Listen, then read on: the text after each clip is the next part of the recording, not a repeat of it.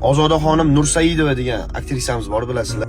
Ana o'sha opani klip jarayoniga meni Sabrina degan tanishimni chaqirishgan massovkaga.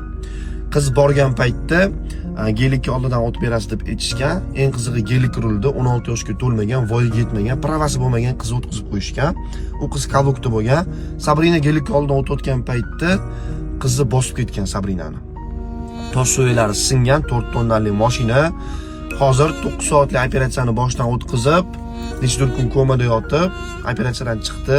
Eng qizig'i tirik qolmaydi deb aytishgan, tirik qoldi. Bitta oyog'i 7 sm kalta bo'lib qoldi. Faqat hozir nogironlar aravachasida harakatlanyapti. Eng qizig'i bu paytda Ozodapani komandasi iltimos hech qanaqa hech narsa demay, biz o'zimiz yordam beramiz, oyoqqa turgungacha yopti qilamiz deb aytishgandi. Operatsiya paytida ham tepasida turishmagan, klipligini ovurishgan va operatsiya tugagandan keyin ham klip premyerasida biz aktrisamiz deb qizil gilamlarda bet chidab yurgan. Videoni keraklicha